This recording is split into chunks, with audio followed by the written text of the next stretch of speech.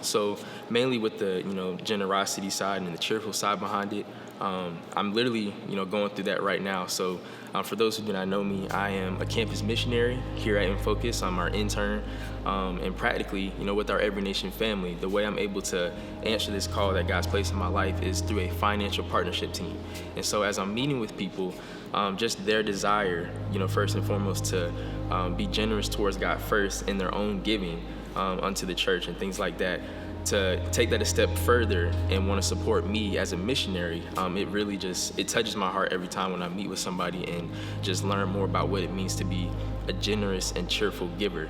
And so obviously, I know that they're not just supporting me, they are supporting our ministry as a whole. But as one who feels called by God to help lead our ministry in this way, I know that a financial partnership team is one of the practical ways I'm able to do that. And so as people have been showing their generosity to me, it now leads me to want to implement that in my own life now.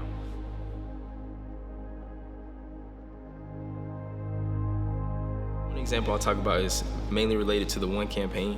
So I know the One campaign began in 2021. That was the first time we ever did it. And obviously, being a staff member, again, that's something else that I was like, you know what, I probably should definitely be doing that as well. But to be transparent, when the One campaign came around, with all the financial things I was dealing with in life at that time, practically I kind of felt like I couldn't do it. And as I look back on that time, I kind of feel like it was more about me not trusting God enough with my finances. And so to be transparent, I set a commitment, but I didn't actually give to that commitment. And so when 2022 came around, the One campaign was there again, and I was like, you know what, this time, it's not even just about finishing the One campaign, but it's about trusting God more with my finances this year. And so, of course, that was in the fall of 2022. So probably a few months after that, one of the ways God showed his faithfulness is basically, for those of you who do not know, I'm in seminary right now. I attend Midwestern. It's a college that I'm sure a lot of you are familiar with.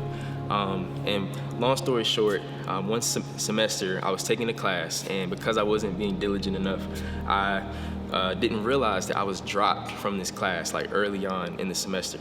And so because of that, me being dropped, it affected my financial situation at Midwestern to where I wasn't going to be able to go to school the next semester unless I paid, basically it was $500 at that time that I did not have, because again, my financial situation was rough in that season of my life.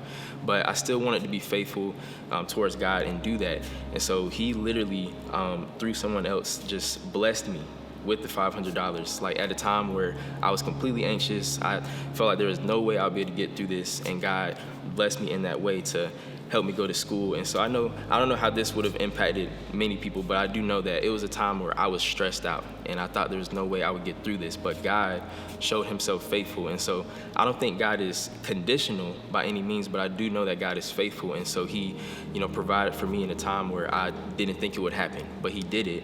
And then from there, I'm just like, you know what? I got to make sure that I continue to trust God and be faithful towards him as he's been faithful towards me.